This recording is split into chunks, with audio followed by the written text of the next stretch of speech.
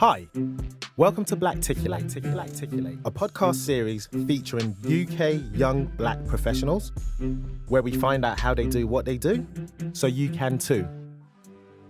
Or not. After all, it is your life. Hey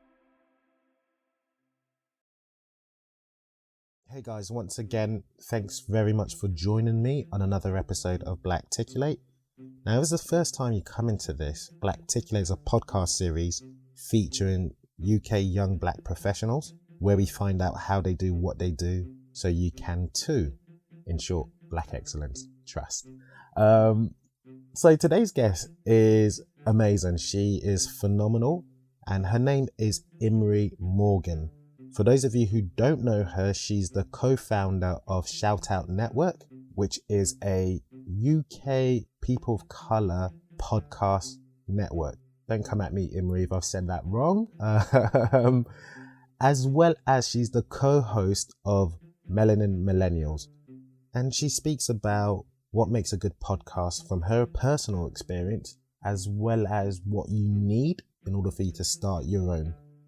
So if you are looking to start your own podcast, then this will be a great episode for you.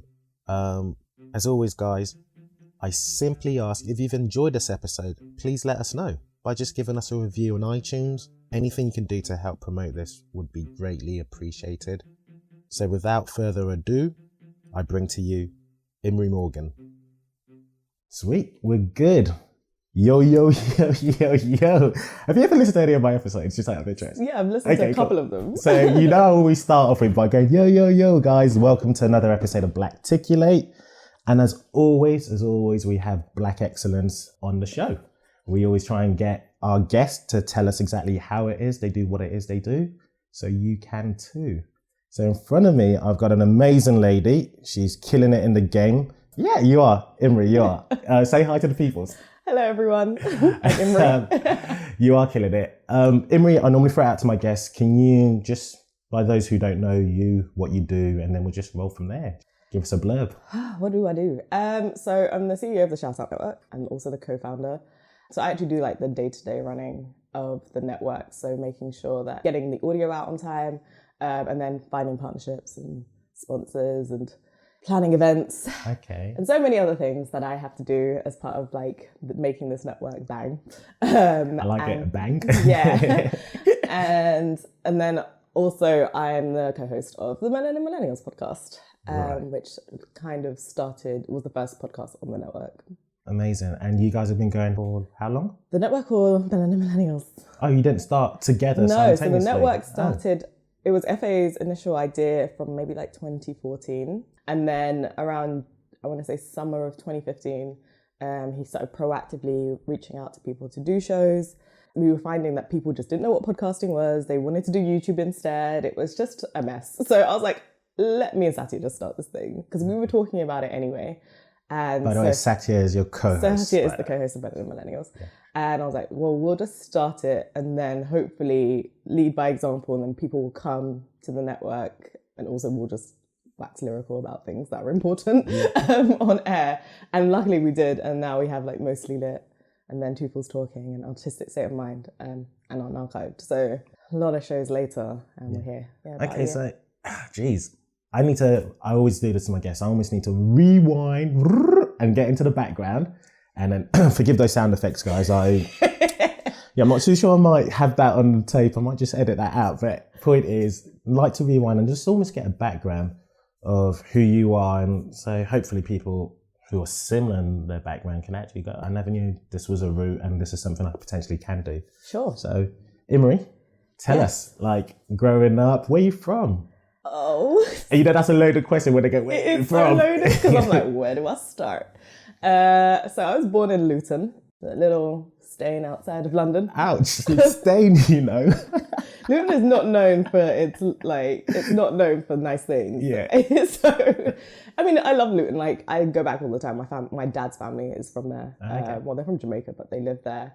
And my mom's family was originally living there. So I go back, it's very pleasant. So that's where I was born. And I grew up there for the first 5 years of my life before we moved to London. Right. And we were living in South London for a while. I went to the whitest primary school. Whitest. Like, it was in like suburban freaking back end of Croydon, like, Oh no. like Shirley in the shrublands, Okay. in like half Bromley, half Croydon. It was Why there? because we got to London quite late when I was in year 3, I want to say. So my mom kind of just like lifted us out of primary school and just plonked us into a new one. So we were on waiting lists for quite a few, and we were living in South Norwood, and all of them were full. So we kept going further and further afield until this one had space. And it was actually a really nice primary school. It was in a nice area. Like, I had a lovely time. Was it all girls? Was this the one? No, so the primary school was actually mixed. Gotcha. Do they have all girls primary schools? Because I will send any child I have there. Really? I would. Okay, why? We'll get to that. Yeah, so we got moved again. Not we got moved, but my mom decided that me and my sisters were internalizing some kind of weird role models and images around like who we wanted to be. I was asking my mom like every day if I could relax my hair. Okay. I guess she was seeing some like image related issues, and she was like, so my children are not doing this, because she's like super pro-black. Okay. And she was like, we're going to the Caribbean. And she didn't tell us how long for. She was just like, we're going. I thought it was a holiday. And then there were meetings with the school that we're not coming back. And I didn't realize, I was like 9 years old. All right. And then we ended up moving to St. Kitts. So we lived there for a year, went to school there, fully ingraced ourselves in this What is community. school like out there? It's amazing in that all of our school is so small. So it's really tiny classrooms. I think it's like, compared to here, it's like 15 kids in a classroom, maybe less. Okay. Obviously everyone is black, which is surprisingly pleasant. And they're really strict. Surprisingly pleasant. It is really pleasant. Because usually you go to inner city schools, because the comparison comes later when I go to a high school here. Right. And over there it's so strict. Like they can and will beat you. At school. Corporal punishment. Yeah, it's very much alive and kicking. I was actually surprisingly good, so I didn't get too many. And my auntie was the headmistress of the school there. So I didn't get like teacher's favours, but I was sure? I was teacher's pet, but I've always been teacher's pet. I was such a dork. Quite studious. Yeah. Gotcha. Yeah. So we came back after a year where I had like a fake Caribbean accent, and and I went to what has to be one of the blackest high schools in South London, Westwood. Right. So yeah, Westwood was a trip. Like, it's an all-girls school. Right. It was my first kind of fully all-girls school environment. Yeah. And then when we got to like GCSEs and picking sixth forms and colleges and things, I was like, I don't think I looked at any mixed options. I think maybe 1 or 2 just to have it as like backup. Right. But all of my options were basically the all-girls schools. And I just felt more comfortable around like women and female energy. So I chose a Catholic sixth form. Okay. Because you know what, in the open day they were so strict. Like, they weren't playing around. Like, they were just like basically insulting you whilst you're at their open day where they're trying to sell you a position. Like, it was bizarre, and I was like, I like them because they'll keep me in line. Yeah. So I was just like, I need the order. I need like that strictness. Because if I have the freedom that these other places had, I probably would just fail or be pregnant or something. Really? Wow. Wow. I feel like I go in extremes. Wow. I either work really hard or I'm just going to end up like pregnant. A pregnant teen. I don't know. Probably wouldn't have, but who knows what the options would have been. Jeez. Yeah. Catholic school. Yeah, it was fun. What did you study?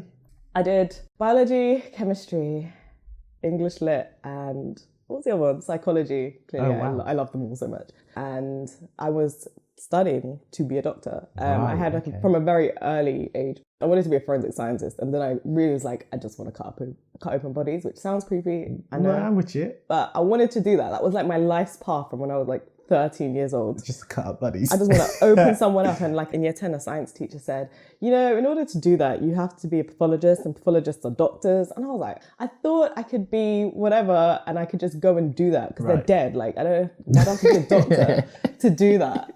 So I just went on that path for medicine. And I really hated chemistry, and it was really a pain. Oh. It was really difficult. I found chemistry really difficult.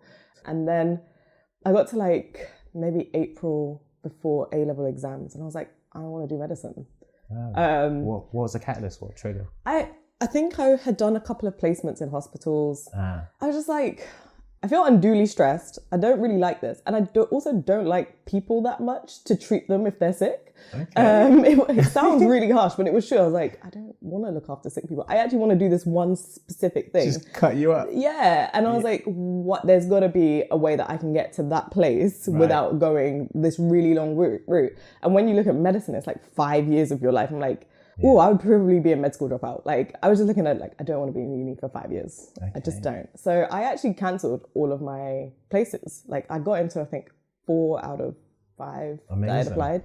And I just cancelled all of them. And I was like, I'm going to just take my chances with clearing. And luckily, Durham was actually in the clearing pool. And I was like, Durham was actually my first choice. I did apply to Durham for biomed. Gotcha. And I was like, it was my first choice to go there. And I ended up doing anthropology, biological anthropology. Because I read a book by Claire Koff called The Bone Woman.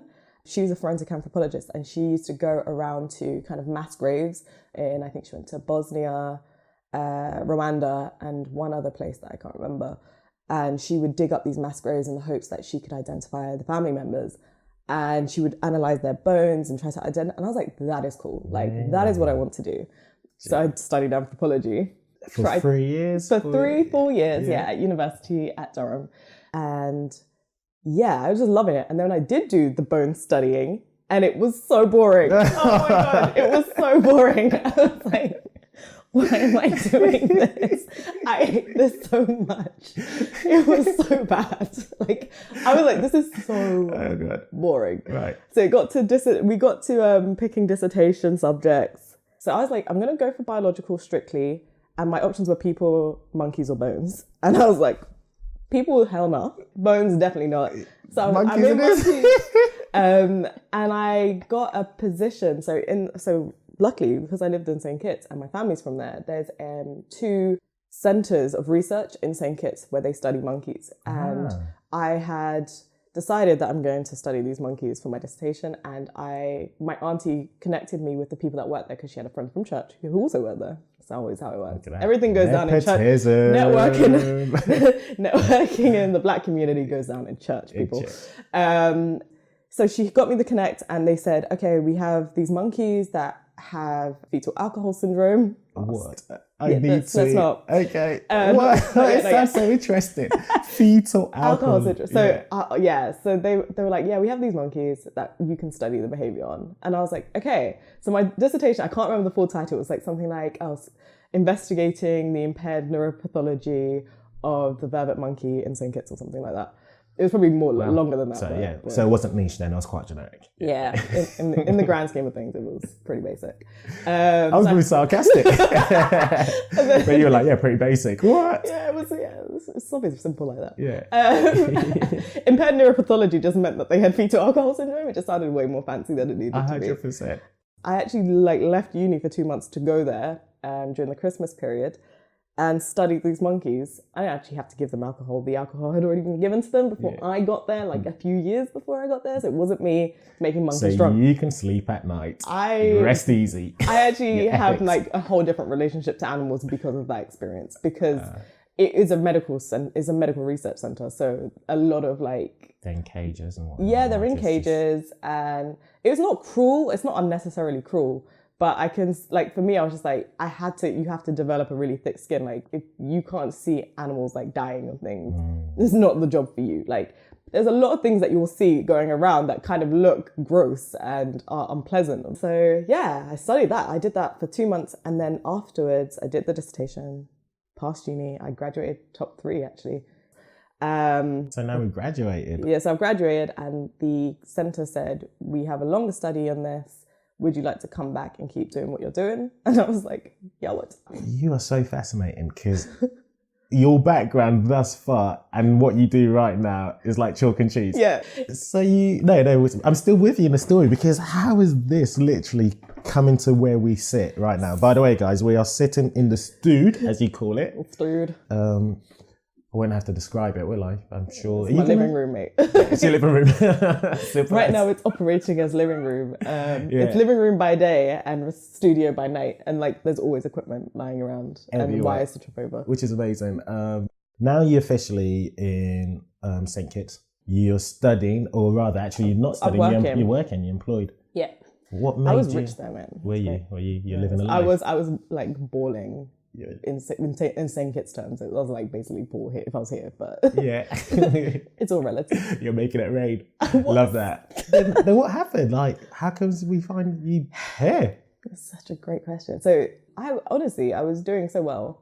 I had like, I wasn't struggling for like money or anything. I had a roof over my head, which was actually a very nice house. And like, yeah, it was cool. Like I had friends, I was going to beaches and parties and everything. And I was living on an island. Like there's not much, there's only so much trouble you can get in.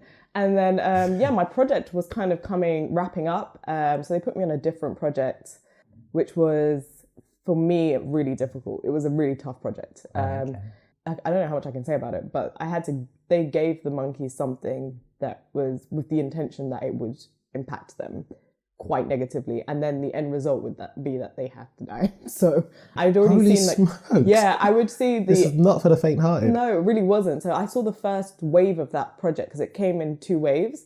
The first wave, I was already knee deep in what I was doing. And I just knew that there was this intense study happening because it was actually, the disease was that it affected people in, I think, Papua New Guinea. And they were like, we need to help find a cure for this disease that these oil merchants brought into this community. And so they were trying to find a cure and they used the monkeys to help facilitate that, which is a very noble aim. I'm not opposed to that. I'm very for that kind of thing. But it was like 3-4 weeks of giving them the monkeys this thing, looking for signs, and then cut them open and do the pathological studies on them. And it was like intense. I was like, whoa, a lot of monkeys died in the first wave. And then I was studying them for, I think, 8 weeks and knowing that at the end of that 8 weeks, and when you watch them day in, day out for hours a day, it's really hard to know. It's really hard to know that like, ooh, I'm not going to see you. Like tomorrow, and I took the day. Like they said, you can take the day. Like we know. So yeah, that was tough. I was like, I don't know if I'm thick enough to deal with that. That was intense, and my visa was coming to an end, and I was like, yeah, I think it's time for me to go home. I feel ready to go back to London and figure that out. And then I came back, was unemployed for about 3-4 months, and then became an account manager at a recruitment startup. Why account management? Why recruitment? It was really considering random. Your expertise. Yeah. So I did actually apply. Like, you are unbelievably qualified. You know, the medical field. You're right. And I did aggressively apply for a lot of other research positions. I did apply for like another study in, I think, Puerto Rico. And they emailed me and said the only reason I didn't get it is because they gave it to a local. And I was like, that completely makes sense. I would advocate for them giving that job to a local. Don't give it to me. So I did apply for a few places. I was going to do a master's actually in psychiatry at McGill. That did not pan out because I didn't want to do a master's in the end. Okay. And yeah, there was just like, it was just getting either like no answers or no responses. And then I was like, do I want to go back into the monkey thing anyway? Because I kind of left that for a reason. I could have stayed there and done that. And then I was just like, okay, what jobs are available? And there were a lot of recruitment jobs. It's got such a high turnover in recruitment. Right. So I started applying for loads of recruitment jobs just to have a job. And then a recruiter took a liking to me and was like, I think you'll do really well in this position as an account manager. And I was like, I don't know what that is, but sure, why not? Okay. I was incredibly bad at being an account manager. I wasn't bad at it, but they found that my strengths lied elsewhere really quickly. And I ended up taking on the content and the social media and the community management side of things. And so I pursued that more and they kept giving me more of that work and I took over the email marketing side. And I was seeing like, there's something really satisfying in seeing something grow, which is why I'm now in the position I'm in. Because long story short, eventually Talent Puzzle starts to dissolve, and the founder leaves. And then I team up with my line manager who then becomes the CEO, and we go off to create this referral or talent referral app. What was that called? Look at you. Nudge with a J. Nudge with a J. Talent referral app. Yeah, it's a talent referral app. And so we did that in like 2014, which was around the same time I met Efe. Right. And he was talking about this podcast network. I was like, I don't know what that is, boo. Like, I don't care. I don't know what it is. I don't care. What is a podcast? Right. So I was like, I need to learn different sides of marketing. I was actually very much like involved full-blown marketing. I was like, I went to so many Google campus events and talks. I saw Nir Ayal, who wrote Hooked, which is like my Bible. Okay. I was like fully ingrained in this community in like Old Street Silicon Roundabout or whatever they're calling it now. Yeah, no, Silicon Roundabout. Yeah. So that was a really cool phase. And then somewhere along the way, we were going through the motions and being really excited. I had like a podcast awakening when Serial just came out and blew. And bear in mind, FA had been talking to me about podcasts long before Serial became like a thing. And I was like, I don't know. Someone else external to him had to tell me, oh, you should check out this thing. It's called Serial. It's a podcast. I was like, oh my God, I will. It's and funny because that's everyone's listen. awakening, isn't it? Yeah. Serial bet. By the way, guys, we've mentioned FA quite a bit on this podcast. Not too sure if we've given a thorough understanding of who he is. So. FA is the founder of the ShoutOut Network. He's also the person in charge of all of our audio. And he is also my significant other in life. Okay. He is my partner in crime. So ShoutOut and Nudge were working simultaneously. Melanin Millennials started recording. And at this point, I'm still not in ShoutOut like that. It was when just before Melanin Millennials started and I was going to the meetings with FA to find people to do podcasts. He was like, I actually want you... When you say find people, you mean talent? Like talent. On air talent. Or No. So on... content producers? Yeah, just content creators and potential podcasters for the network. Right. Me and Sato were still in conversations, but we were still not taking it that seriously. So I would just go to the meetings and sit down with him and just brainstorm what he can do and what we can do from the side of growing the network, not just in audience, because you need a podcast to have an audience. Yes. So I was just involved in that one. He's like, I think I kind of want you to run this thing. I was like, I don't know about all that. I've got like my own thing going on and I'm good. And he was like, no. I think you know what you're doing. I asked him for a business plan, like basic things I'd ask him for. FA is just not that way inclined. Like that's not his bag to formalize things. Whereas I'm very strategic in how I approach things and I'm very organized and methodical. And that's like the opposite of him. Yin yang. Yeah. Complete opposite. It's infuriating almost, but also necessary. Right. And then I was like, okay, maybe I guess. And so we started, I was like, fine, we'll start Melanin Millennials.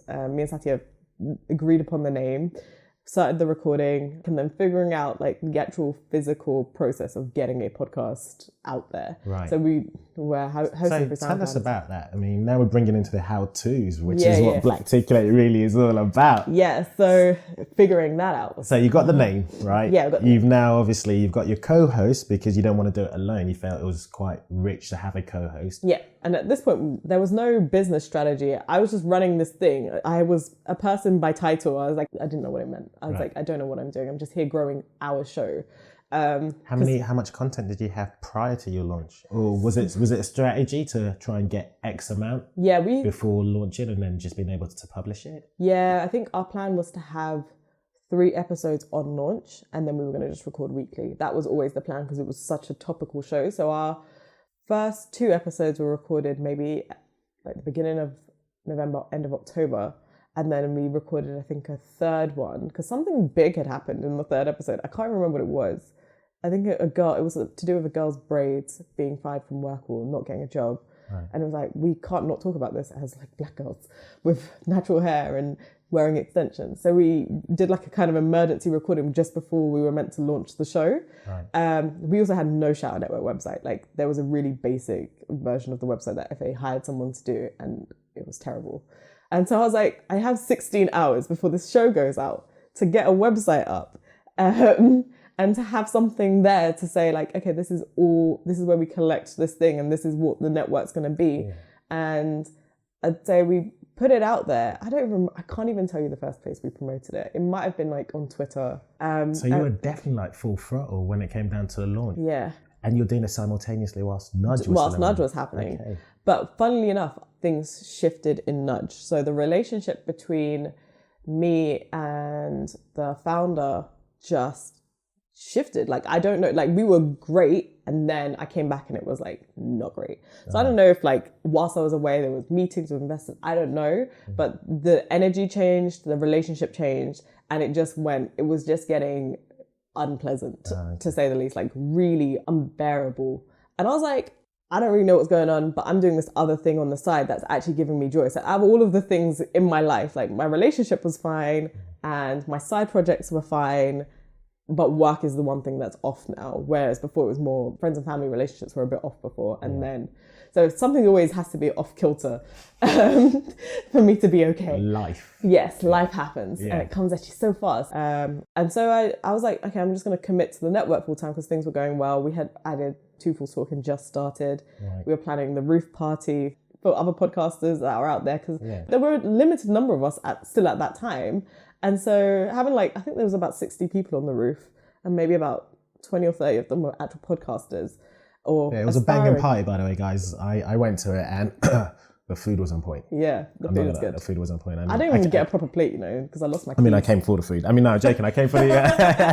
I know you came for the food because that was the first thing I saw you doing. You were like, this food. I went in. I was like, you said hi to anybody? No, it was banging. It was a good way to launch and actually, showcase who you guys were. And yeah. we had a lot of great content creators, myself included, if I could be so humble to say that. Shut up, you won Black Experience in America. It's funny because actually I don't think I've mentioned this, and hopefully not to derail our conversation, but we met via Google Campus. Yes, we did. Way back. And I just remember, you guys were talking about trying to get me on the ShoutOut Network, and I was like, nah, I'm blessed. Because at the time I'd launched when you guys hadn't. Because at the time I had Renee, who's from Acast, who was like, nope, I've already got you, an advertiser, we're launching. And next thing you know, I think I mentioned at the time, I was on homepage as well for the UK. Yeah. I remember you saying. Because we had a to and fro via, she slid into my DM, guys. I did ask, do you know what it was? You slid into my DMs, that's what I'm saying. Our meeting was very tedious because I remember leaving thinking you were oh, really? I was a nice person. I was just like, who is this guy? Because I think he said something like, we were talking about, you said you had NHS blood donors. He was like, I'll give blood. And I was like, no, I don't do that. And you were like, okay. Like, is there a particular reason for that? And it's like, I think there was just we just got off on the wrong foot. And I just remember that interaction being so negative. And then I think you said I was angry or something you said. And then you said you like Charlemagne. I was like, okay. That was it. Yeah. I think it was a case of Charlemagne. It might have been Charlemagne the God, the brilliant idiots, guys. Yeah. It was a case where, because, with all due respect, you're very opinionated. I didn't know who you were and you're just throwing your opinions, countering my opinions. But the way it came across was you're trying to really bash your opinions and I should agree. And I was like, but I'm someone who doesn't take a step back neither. So maybe that's where we butted heads. That was the first interaction me ever had. Yeah. And then I was like, oh. Because I was just really trying to hang and Satya was telling me this. I was like, yeah, go on, Satya. And Imrie was just like, yeah. And I think you were giving me your head sass. I don't know, you were sassy. You were sassy. You were sassy. Not doing but listen, water underneath the bridge, spilt milk. We're here. Yeah, we're here now. Woo! It's getting taken to the office. The speed. It was a random thing. Because that was the first time I'd heard the word podcast outside of the confines of FA. Right, gotcha. With regards to someone physically doing it. So yeah, I was like, oh. Yeah. I know, and we hadn't watched Melanin Millennials. Melanin Millennials wasn't Melanin Millennials yet. It was just, we're talking about the idea of doing one. We have not got a name yet, I don't think. So yeah, that was October, and we recorded, I think, our first episode the end of that month. Brilliant. Yeah, apologies, I derailed you. So we were talking in regards to, obviously, you now moving from Nudge because of the chaoticness going on, and then you were like, okay, well, this is what's giving me joy, ShoutOut Network. Let me actually go full throttle. Yeah. We've seen, just based off your background and just your educational experiences, that you're great with content. So you went hard, you went ham. Yeah. You've now got this product, right? Yeah. And then you had other content creators, Two Fools Talking. And Mostly Lit, yeah. And Mostly Lit. So can I then, I guess I want to just almost just start bringing it in, really, if that's okay. Mm-hmm. If someone was listening who does want to create a podcast, what's the best advice and based off your experience, to start? It's funny that people ask me this question, mostly because I'm not involved in the selection process, right? So with me, I kind of answer this based on my own personal preference around how I listen to podcasts and what I look for in podcasts personally. Yeah, sure. On the network side, I'll try and kind of bring that in. For me, I look for really original or fresh opinions. So something I've literally never heard before. Whether it sounds different from an audio perspective, like you're experimenting with sound, you're designing something, that's really cool. Use of sound and making it more dynamic. I love that kind of thing in podcasts. I don't always love what they're saying, but I just like that experience of just like, wow, this is something someone's done different, experimenting with audio. Right. Okay. Interesting. And so I like that personally. And I also like podcasts that help me grow. I got in trouble for saying this on Twitter the other day, and I was just like, but that's how I listen to podcasts. Like, this is my own personal preference. And people take my opinions as if they're the opinions of ShoutOut. They're not. Right. I have very, very strong opinions, as we all know, and they got nothing to do with ShoutOut. So from that side of things, I look for like the business and the entrepreneur stuff. I like hearing people's stories and how they got, not from when they started to bang, but how did they get to the bang, like what your show does. So I do actually enjoy listening to that process and those journeys. So that's what I kind of choose personally. When it comes to the network side of things, as I have biases that I'm aware of, like they're not unconscious, they're very conscious biases. And sometimes I just don't want to check them. So they're going to stay. And that's why I don't select the audio. I'm not involved in that process. FA does that because he's way more open-minded about content than I am. I will listen to what I want to listen to. Yeah, for sure. I will select in my own image. I know that. And that's not going to work for everybody. So he is very open-minded. So for him, at least with the process that I've seen, we get pitches all the time. Oh, really? Okay. All the time. When these pitches come in, I think a lot of people just see the idea and think, yeah, I can do that. I can just go onto a microphone and talk. And it's not that. It will take so much out of you. So my advice would always be like, you really need to, if you're going to go for a specific subject, know your subject. Like with Mostly Lit, I think they had some initial challenges in the beginning where they were to stay on topic when it came to literature. They were pop culture and literature. And I was like, if you stay within your literature and really hone that in, then your pop culture will be like the side dish to that. Yeah. No, I'm with you. Your face when I said side dish, like, it should be the salad, not the main course, right? And so they eventually, now they're doing exceptionally well because they've done that. And that is how the network helps influence content, not directly, but it's just like, your subject should be this, you need to know your subject. And I think a lot of people think they can sustain something over time. And unless your show is built on a guest format, if you're talking about like comic books or, I don't know, science fiction, you need to know that subject almost in and out, because doing a show week in, week out will push you to the limits of your knowledge. So is it often, I don't know, have you found that it's best to publish weekly? I don't know. So we started off with this weekly format. With us, we always ask the hosts if they want to do it weekly, fortnightly, or whatever, or monthly. Like, what schedule did they have in mind? And I think certain shows work better at like longer intervals. Yeah. So, I mean, Melanin Millennials works well as a weekly show because it's based on what's happening in that week. Yeah. Makes sense. Mostly it could go either way if they wanted to, but they are really good at having a new subject and a fresh opinion every week. So they work well weekly as a book podcast. And I think a lot of book podcasts aren't always that consistent from what I've seen. Yeah. And I don't listen to a lot of them because they're not that interesting. I didn't name names. I'm just saying they're not that interesting. So I think certain shows do work well. Artistic State of Mind recently went to a fortnightly schedule because they're like, it's better if we have some downtime. And I think the way their show is structured, they were finding it difficult to kind of come with a completely fresh and new opinion each week that would be always interesting for a listener. Yeah. So dialing it back means that you've given it more time and more room to breathe. So sometimes it just depends on what you can do. And I think if you're doing it independently as well, you really need to factor in, like, podcasting is not going to be your full-time job right away. Right. Like, it's just not. So you're going to be working, if you're doing your own audio and you have no foundation in audio, which I certainly don't, and I have no intentions to. Right. I tried to do Audacity once and I failed so hard. I was like, FA, this is you. It's your lane. Take it. Take it back, because I can't. So if you're doing your own editing, like, I think a lot of people go into it thinking, I'm just going to record it on my phone and then put it out and it's going to sound amazing. And then the reality is it doesn't sound always amazing. You have to put in work. There's a lot of pre-production sometimes, a lot of post-production. So I think... Can you talk about those two? So, like, what will be a pre-production? Can I speak in terms of how I handle pre-production? So FA has, like, I'm looking at what they are, but I don't know what they're called. So I'm looking at it right now. No, okay. Like, so I get with the equipment and stuff, but what about from content perspective? From a content perspective, so pre-production for us is we used to prep almost 3 days before. I think now we do it day before, same day as recording. Because you become a lot more proficient. To get the most information, the most recent and up-to-date story. So we record on Mondays, our show goes out on a Wednesday. So our process is, what is the side-eye? Like, Melanin Magic is something that I always find, and Black Twitter Moment is always something Satia finds. Those are our core things that we do. Yeah. I can find Melanin Magic well in advance if I wanted to. I'm just really lazy.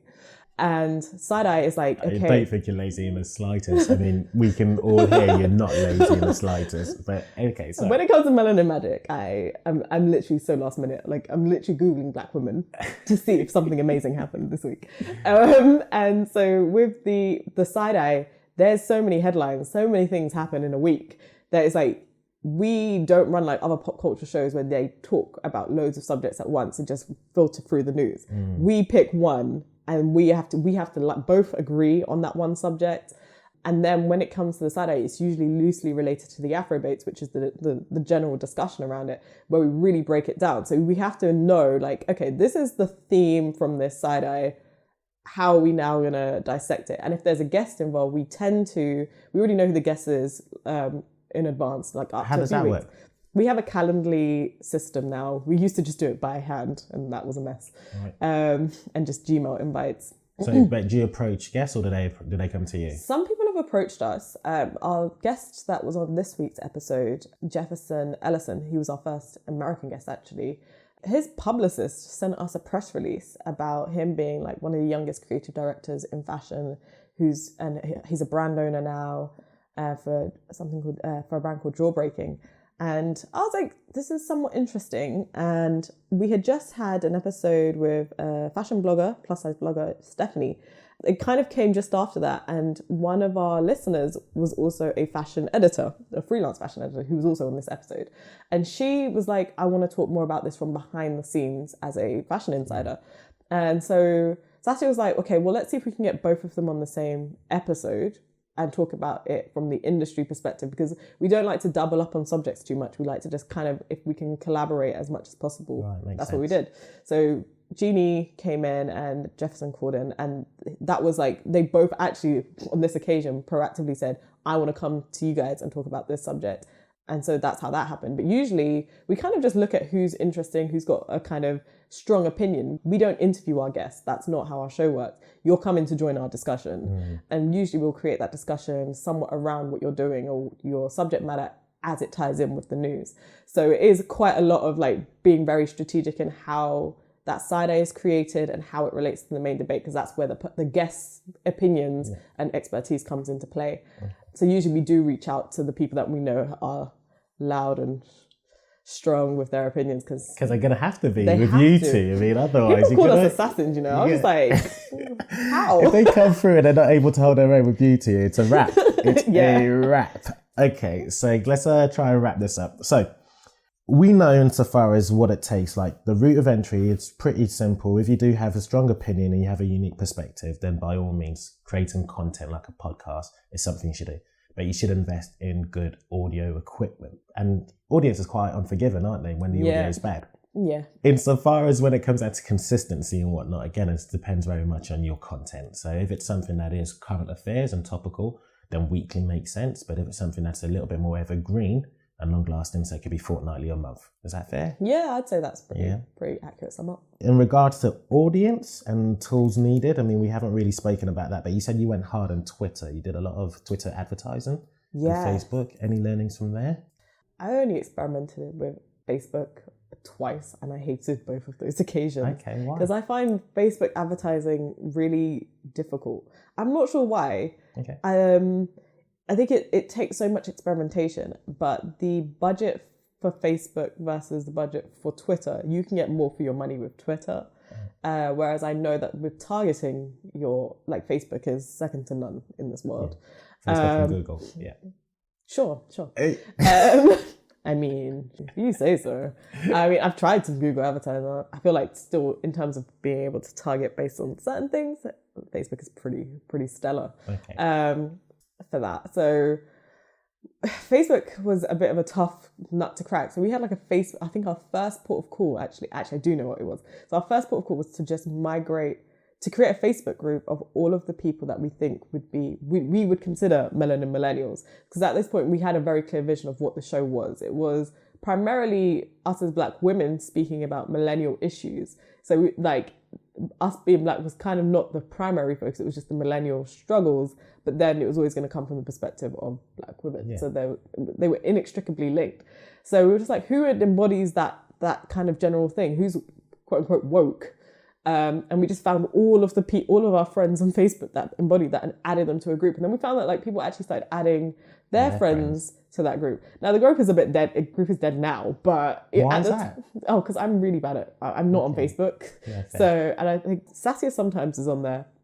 And when I do remember, I do post in there. But it started off really well. So we posted our first episode there, and people checked it out and looked at it. And at the same time, I was really like doing a lot of aggressive following on Twitter of people in our kind of general demographic. Some people just decided to click play, and then it became like a thing like, oh my God, I didn't know that something like this could exist. And luckily, I had followed a bunch of people who went to the Read Live London, and they were like, oh my gosh, something here for me. And I think the name caught people's attention, and I think our artwork is actually really good.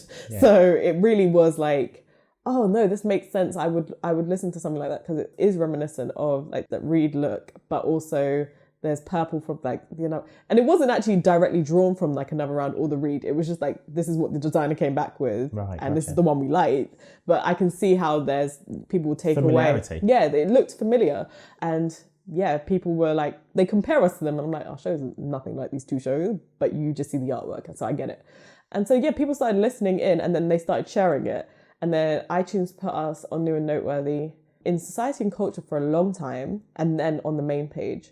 So we were there, and we were picking up new listeners quite a bit, and then I can't remember when The Guardian happened, but then The Guardian put us in the 50 best podcast to listen to, and we were just like, what?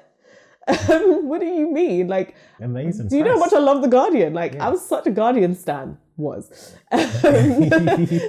have changed now, but I was just like, I love The Guardian. Like that was such an honor. Like no one expected that, and it was in the print version as well. I was like, this is crazy. So we just didn't expect it, and then Mostly Lit happened, and then all the other shows were coming on board, and then we were creating this like weird family vibe, and it was. I mean, it's amazing. I mean, you do quality work. At the end of the day, you put out great products. People will come. People come to it 100%. So yeah, there was a lot of like proactive. But it was initially from the momentum of proactively promoting via Facebook and Twitter. Facebook, Twitter, and then we ran ads. I ran a lot of like Twitter ads for Melanin Millennials. I'd say it's probably on my budget side. Like I don't have money like that. I knew I was not going to have a job by X period of time. Yeah. So I was like, the way my money is set up, I just definitely can't be here spending like hundreds of pounds. I think initially, across maybe 3 or 4 months, we put maybe £200 behind like pushing Facebook ads and things. And there's been a good return, would you say it was worthwhile? Yeah, just because I think they're, even now, not necessarily those particular ads, but the way we're more visible than I think our physical show is. Like our presence is known to people. Like I've met so many people that are like, oh my God, I know your show. But have you listened to it is a different question. Like we don't get that far sometimes in that conversation, but people know who we are before they've actually listened, or they know of the show, but they're not listeners yet, or they haven't been converted, or it's not for them. So I think we're hyper visible. And I think the ads helped create that. I've seen this thing around. I've heard of this thing. Yeah. And that helps a lot. So what's the success like metric or objective? Because obviously this is now officially your bread and butter. Mm-hmm. And since it is a business, you've got to have business goals for it. Now, what is that? Yeah, that's such a good question, because I think our overall goal is, for this year for sure, is to just to grow the audience, to get more people listening to these shows. Yeah, just to grow each show's audience. Have you got a number for those? I mean, I have a personal number that I have written on my wardrobe right now. And it's so random. It's like, I think it's 57,340 is what I want to see on an episode. Amazing. I love that. That was specific. That was so it's on my phone vision board. It's like 57,340. That's for one episode. That's what I want to get to. I've got 6,987 likes on an episode. Not on an episode, but across like a time. Yeah. 3,500 comments. Like I actually tweaked SoundCloud's code. Like, you know, you go to Inspector to change things on a web page. Changing the HTML. If you go into on Chrome, you can go to Inspector Element, right? Right, yeah. And you can change the HTML on a page. Yeah. Just to see what it looks like. Yeah, just to see what something looks like. So I did that to my bank details. So when I created my vision board, like I want X amount in my bank account, I went into the inspector and changed the amount that I want in my bank. So that I now have it and I look at it like, oh no, your bank account can say this. Amazing. So you screen grabbed that. Yeah, screen grabbed it, like I'm balling. And I did that, the same thing with SoundCloud, and I just completely changed it. I'm like, no, because that's what I'm going to see one day. One day I'm going to open up SoundCloud and that's the number I'm going to see. Love it, vision board. So that's kind of my personal goal for at least, either, if not an episode of Melanin Millennials, maybe Mostly Lit, or maybe the two of them combined. I don't know how it's going to come about, but that's the number I envisage. Yeah.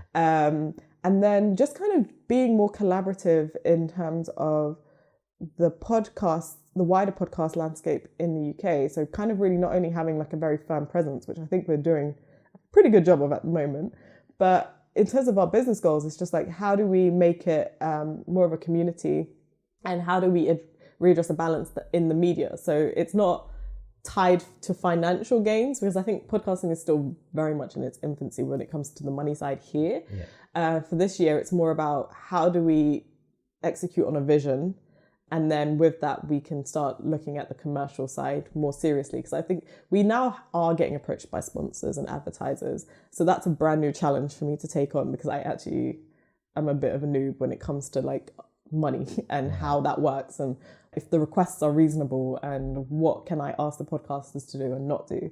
That's a challenge. But where we're trying to just say, like, there are different perspectives out there. How do we contribute to putting those perspectives out there to a wider community and a wider demographic of people? So those, I'd say, are our main goals and objectives. Well, I mean, I think you just need to continuously do it. I mean, I think you're well on your way to it. Yeah, 100%. Is it rewarding? Do you enjoy it? You love it? You wouldn't? Yeah. Yeah, there's ups and downs, I guess, with everything. It is a roller coaster. Okay. I do enjoy it. I live for every moment of it. And I know that I feel like there's always like a new moment where I'm just going to be like, after this point, I'm going to be like, this was the greatest thing I've ever done. And then like the next day I'm going to be stressed out again. Like I'm just aware that is the process. Right. Yeah. But you'd definitely highly recommend it to my listeners if they wanted to start. Yeah, absolutely do start it. Just put it out there, because you're only going to get better with time. I think all of our shows have gotten better across the year. Like no one starts off doing like the most perfect show. Yeah. It doesn't happen. You have to grow, and your content's going to change, and your listeners are going to change and grow with you. So it is the most rewarding experience to kind of just see how you develop, and you're essentially documenting your own experiences. It's what could be better than that? No, I mean, geez, I've never even thought about it that way, but that's really succinctly put. Ding! Okay, so I'm going to round it up with some quick fire questions. And one of them is, would you rather your child be smart or good looking? I don't want any children. Wow, okay, so you did. I should have done my research. Imrie doesn't want any children. Okay. What would you spend your last £5 on? I gave my last £5 to a homeless person. That's what you would do. Yeah, and that literally happened like 2 weeks ago at Balham Station. She was shivering so badly, and I had no money on my Oyster card. I've been working at Caribbean Takeaway for like the last 6 weeks. I just left. My God. And I was like, I need to get home. I may have like a couple of quid on my bank card. I think I had like £10 in the bank, and this woman was just shivering, and I was like, there's £5 in my purse. Go, please get shelter. And I reported her to StreetLink as well. So I was like, that's what I'd probably do with my last £5, to be honest. If I saw someone in need, that's where it's going. Otherwise, I'd probably just buy McDonald's. Amazing. Amazing. And I always end with this. So what's your definition of success, and how would you like to be remembered? So success and how you'd like to be remembered. That's like multiple questions in one question. I know, it was a lot. What was the first one? The first one is your definition of success. Do you see yourself as a success? My definition of success is, I haven't defined it yet. Okay. Do I see myself as successful? I would say yes, because I do not tie success to finance or financial gain, because if that was the case, I'm not successful by anyone's imagination. But I would say I am successful in that I have very clear goals. So my definition of success would be having very clear goals and a very clear vision. And if you're executing and achieving it at the same time, whether you've got there yet, doesn't matter. But if you're on your way to achieving it, then you are successful. Amazing. Which then ties to the final questions. How would you like to be remembered? I would like to be remembered in the way Fidel Castro is remembered, as a person that may be loved by some or hated by some. Love that. Polarized opinion.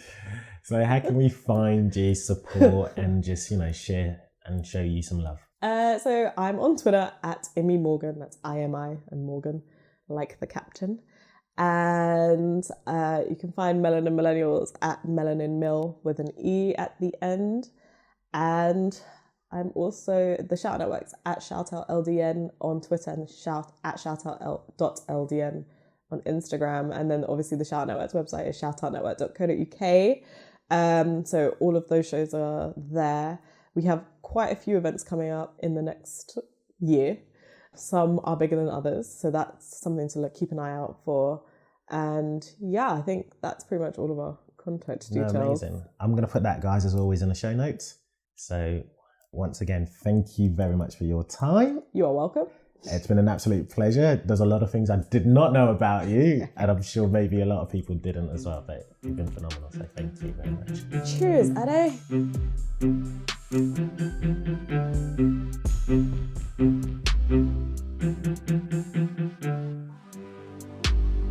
Hey guys, we really appreciate you listening, and if you have any feedback, please leave it in the comment section below. Also, all the info about the guests, the links and the resources we speak about will be in the description below. And last but not least, please do get in touch if you can teach us how you do what it is you do.